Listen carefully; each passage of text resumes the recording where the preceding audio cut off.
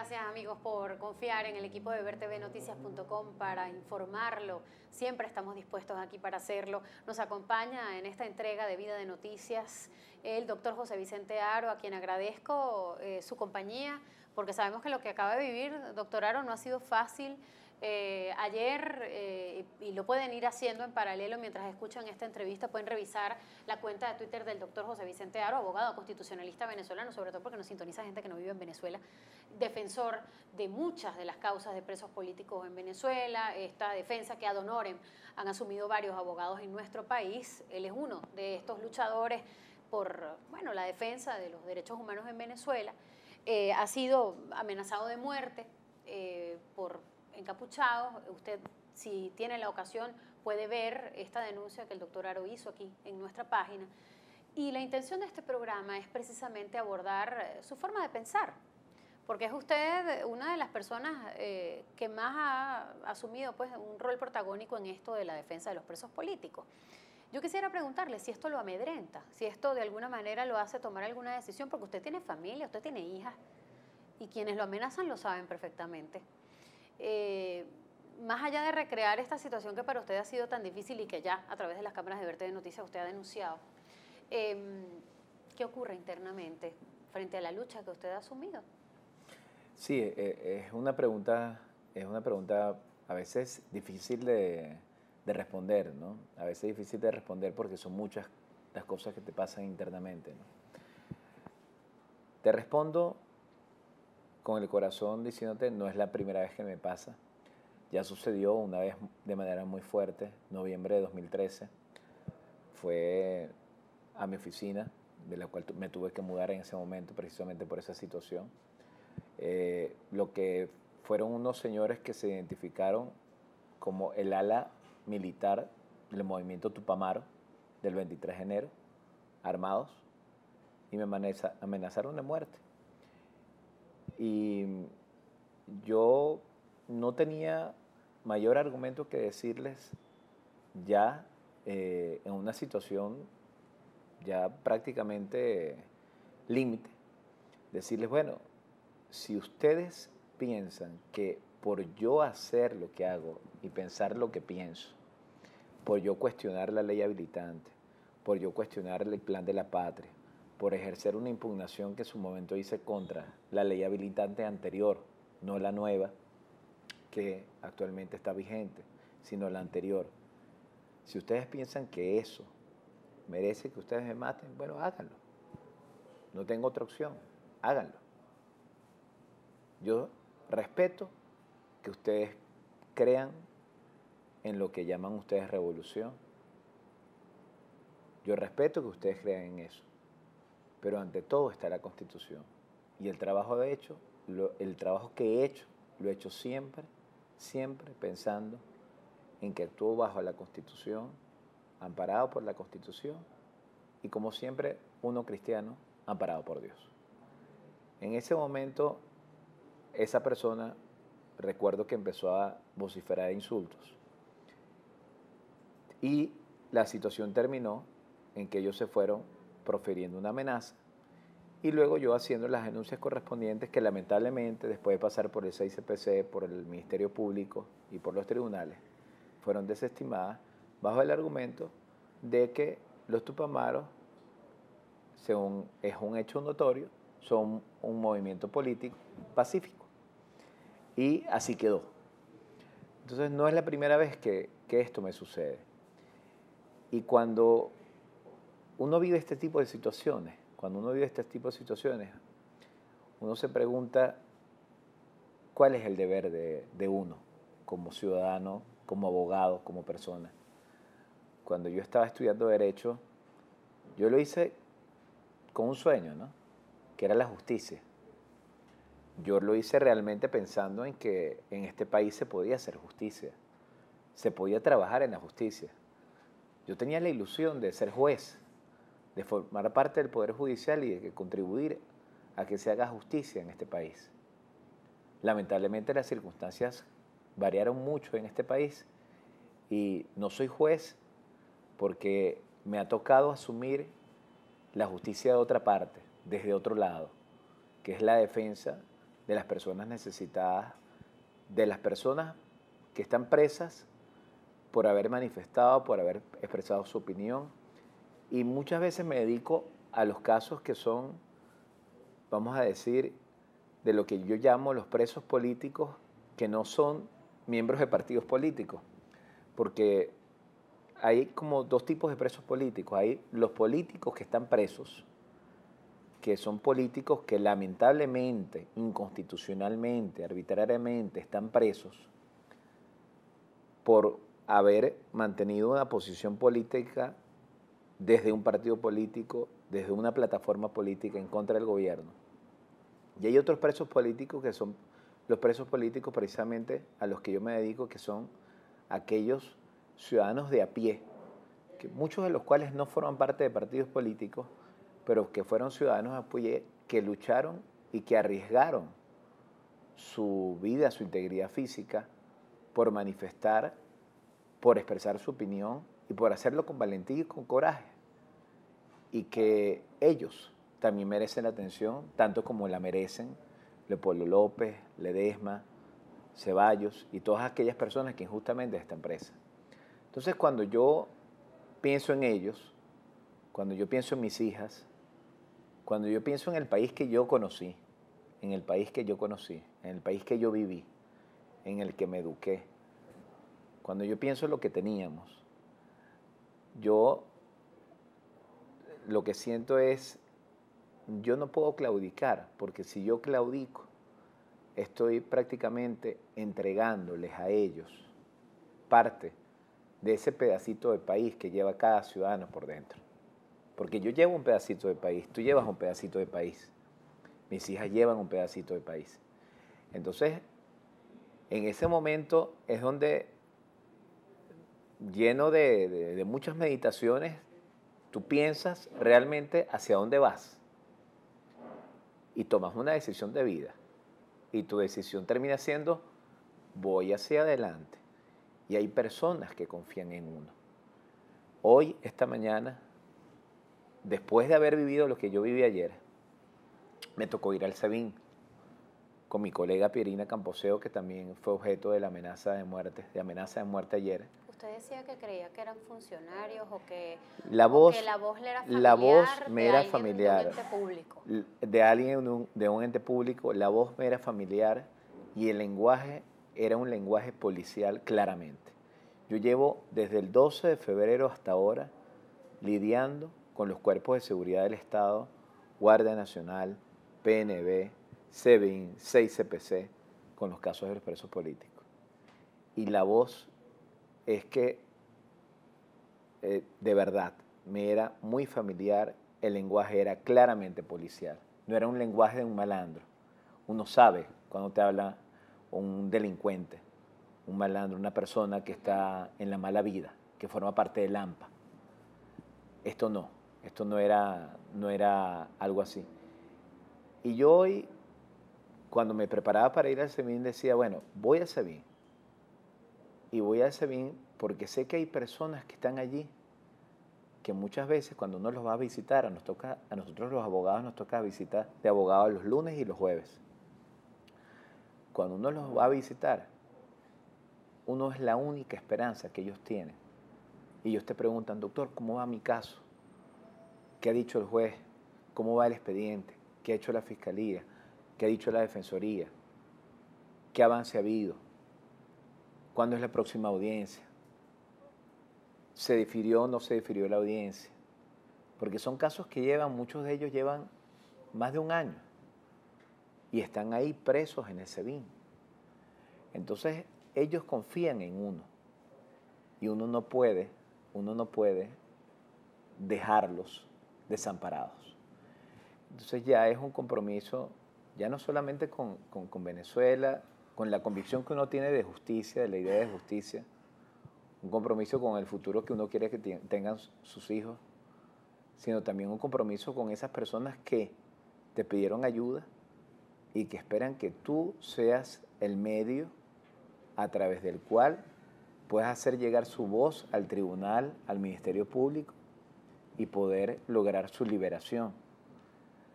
Yo debo decir gracias a Dios, con la ayuda de Dios, hemos logrado la libertad de más de un centenar de personas. Nosotros tenemos un equipo muy pequeño, muy pequeño. Hemos hecho lo que está a nuestro alcance. No somos los únicos abogados que trabajamos en la defensa de los derechos humanos. Hay muchas organizaciones importantes que han estado también trabajando en esto. Diversas organizaciones, todas ellas que han hecho su labor y su labor importante. Y cada abogado que está en esto está arriesgando su vida. Porque cada abogado que está en esto está defendiendo a personas que para el régimen son incómodas. Personas que el régimen quiere tener tras las rejas. Personas que el régimen no quiere ver en las calles de nuevo. Y para terminar esta reflexión que suscitó tu primera pregunta, la respuesta es: no vamos a claudicar, no vamos a rendirnos, vamos a seguir trabajando y vamos a seguir trabajando con mayor convicción, porque si esto está pasando es porque estamos haciendo las cosas bien.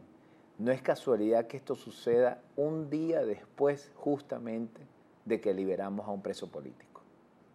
Y cada vez que nosotros logramos la liberación de un preso político, empiezan las amenazas. Y así ha sido, es como de a cuentagotas. Y empiezan más fuertes. Entonces cada vez que libramos a alguien, vienen las amenazas de un lado, vía telefónica, vía Twitter, de esta manera. Usted sabe, doctor, que cuando yo se lo decía a él, cuando pensamos en usted para traerlo a la entrevista, justamente ayer, la reflexión era otra. La reflexión era, bueno, se acabó la cumbre, seguimos los venezolanos teniendo una ley habilitante antiimperialista, con ese lenguaje y con esa etiqueta tan amplia. El problema de las leyes habilitantes, además, es que son confeccionadas, hechas y aprobadas para un fin, pero resulta que dan para todo. Lo hizo ya Chávez con el poder comunal, ¿no? Se aprobó para una cosa, eran poderes especiales para situación de emergencia, y resulta que terminó aquello siendo la costura completa del poder comunal en Venezuela. Entonces, yo, por supuesto que se nos antepuso en la agenda este tema, claro, que por la denuncia, que ayer cuando le iba a escribir, se los puedo jurar, se le iba a escribir al abogado para invitarlo al programa por este tema de reflexiones sobre el ámbito constitucional en Venezuela, me consigo con esos tweets aterradores de que lo habían amenazado de muerte, y le dije, no, usted se tiene que venir para el canal para denunciar esto, pero yo no me puedo dejar montar la agenda tampoco, ¿no? Claro, y no podemos permitir que eso que se quiere lograr desviando la atención con amenazas, con sembrando miedo, cosas aterradoras, pero cosas baladíes también, cosas banales, sí, como el doble, el cuentico de que si el discurso funcionó o no funcionó, que si las firmas, que si... Esas son cosas que dispersan la atención de los temas importantes como la ley habilitante. Volviendo a ese punto, porque siento que le debemos a nuestra audiencia también retomar la agenda del análisis. Efectivamente. ¿Qué pasa con esta ley habilitante? ¿Cuál es de verdad para quienes consideran que es un riesgo? Me imagino que a usted le parece que eso es un riesgo. ¿Y cómo se enfrenta eso al argumento del gobierno que dice que ellos sí necesitan una ley habilitante antiimperialista? Porque yo no puedo tampoco obviar el argumento que usa el gobierno, que para ellos es absolutamente válido, que estamos frente a un escenario amenazante, una situación económica que al gobierno lo deja en un aprieto muy grande para poder cubrir o satisfacer las demandas del venezolano, y consideran que la necesitan, pero el resto del país piensa que es un riesgo, porque se pueden agarrar y ahí pase cualquier cosa. Entonces, frente a qué estamos con esto, que sí está vigente y que sí es un tema importante, aunque ellos traten de dispersar la atención por otro lado. Mira, y de verdad que es clave lo que tú acabas de decir. Si hay algo que uno no puede hacer, es distraerse con las maniobras del gobierno, que muchas veces se colocan sobre la mesa para que nosotros desviemos la atención de lo importante. Y lo que tú acabas de mencionar, la ley habilitante, es algo muy grave y muy importante. Yo te puedo asegurar, y yo estuve revisando porque yo incluso impugné la ley habilitante anterior. La anterior. Por eso está con nosotros. Efectivamente. Bueno, yo impugné la ley habilitante anterior Y con respecto a esta ley habilitante, yo hice una comparación de todas las leyes habilitantes que durante todos estos más de 15 años de la llamada revolución se han dado, más las leyes habilitantes que se dieron durante la época de la llamada Cuarta República. Es decir, de los últimos 55 años. Estuve haciendo una especie de revisión de historia constitucional. Y esta es la ley habilitante más amplia, más impresionantemente generosa en cuanto a regalo de poder y concesión de poder que ha habido de parte de un parlamento hacia un presidente. ¿Por qué, doctor? La más grave. ¿Por qué? Por la generalidad, por la abstracción, por la ambigüedad, por la cantidad de puntos que se dejan a la interpretación, la cantidad de puntos que se dejan abiertos y la cantidad de poderes y de ámbitos que se dejan ahí para que el presidente de la República pueda, a través de una ley habilitante, dictar y regular. Y te pongo un ejemplo. Y el ejemplo no es casualidad. Ayer lo mencionaba el diputado Diosdado Cabello en su programa de televisión. Una de las leyes que tienen prevista sacar a través de la ley habilitante es la reforma de la ley contra la delincuencia organizada y lucha contra el terrorismo, que es la ley que principalmente se ha utilizado contra todos los presos políticos con el famoso delito de asociación para delinquir. Por ese delito de asociación para delinquir, que es uno de los delitos que, por cierto, le imputan al alcalde Antonio Ledesma, correcto, están muchísimos presos políticos. Y entonces, Diosdado Cabello ayer, él citaba, y vamos a hacer y a crear estos tipos penales y vamos a crear estos delitos, y por qué no establecemos esto como delito, y por qué no ponemos esto como delito, y así sucesivamente. Es decir, esta ley habilitante, y así está previsto, le va a permitir al presidente de la República, inconstitucionalmente, porque el presidente de la República no puede establecer tipos penales, no puede dictar leyes penales a través de decretos leyes, ni siquiera con un habilitante, inconstitucionalmente, le va a permitir reformar esa ley, la ley contra la delincuencia organizada y lucha contra el terrorismo, para subir las penas y para crear nuevos tipos penales. ¿Con qué objetivo? Con el objetivo de seguir sembrando más miedo y seguir criminalizando aún más la disidencia política y la disidencia ciudadana, porque aquí no hay solo una disidencia política, sino ciudadana. Eso por una parte. Y por otra parte, en lo económico. En lo económico tenemos unas potestades amplísimas del presidente de la República que se le dan allí, que incluso rebasan lo que establece la Constitución en cuanto a lo que son competencias del Banco Central de Venezuela, competencias privativas de la Asamblea Nacional que solamente pueden ser reguladas a través de leyes orgánicas, con una mayoría de las 2/3 partes de los miembros de la Asamblea Nacional, y se le entregan al presidente de la República sin más. Y entonces... ahora viene todo desde arriba. Ahora viene todo desde arriba. Entonces tenemos dos ámbitos que te he puesto como ejemplo, de la persecución política y la criminalización de la disidencia a través de esta ley y de otras leyes que el mismo Diosdado Cabello estaba proponiendo, que se va a dictar en el marco de esta ley habilitante. Y por otra parte, tenemos una cantidad de leyes de carácter económico que ya el mismo presidente de la República el lunes y el martes anunciaba en el marco nuevamente de esa famosa guerra económica que dice que él está librando y que para lo cual pidió la ley habilitante y requiere la ley habilitante. Se nos acaba el tiempo. Parece mentira. Sí, pasa rápido. Pasa rápido, pero le agradezco infinitamente su compañía. Además, el análisis final de estos temas que me parecen demasiado importantes y que sí, yo siento que con el discurso del gobierno y con las noticias que el gobierno aspira siempre a colocar en la palestra pública, pues se van quedando los temas y a mí me encanta rescatar las discusiones que quedaron en el tapete. No puedo despedir el programa sin, por supuesto, expresar mi angustia, me imagino que la suya también, por el asesinato sostenido de policías en el área capitalina, Sí. pero también en todo el país. Nuestra condolencia a esos funcionarios que, prestando el servicio, pues han perdido la vida por cosas tan estériles como dame el arma, ¿no? Este caso de esta muchacha de los Dos Caminos ha conmovido al país entero. Polisucre. Yo espero poder dedicarle un programa de reflexión a esto, pero también reflexionando y expresando la queja por lo que viven nuestros estudiantes en el exterior y la gente que lamentablemente pues no tiene acceso a las divisas. Ahora con más restricciones, pareciera pues que viajar a Estados Unidos, doctor, se ha convertido en un delito, porque todo el que quiera viajar a Estados Unidos, yo tengo mi familia en Estados Unidos, entonces yo también ahora tengo que vivir los rigores de la pena, pues, ¿no? $700, a ver cómo resuelves, ¿no? Con 2 hijas pequeñas. Eso le pasa a todo el mundo. Yo, bueno, me va a tocar invitarlo de nuevo porque esto viola derechos constitucionales. Sí, lo sabe sin muy duda, bien. sin duda, sin duda. Sabía que quería decir sin eso. Duda, sin duda. A sentir eso. Pero bueno, se nos acaba el tiempo. Yo nuevamente le agradezco acompañarnos y a ustedes, Gracias a ti. por supuesto, por confiar en nosotros para informarlo. Qué bueno que están siempre allí. Gracias.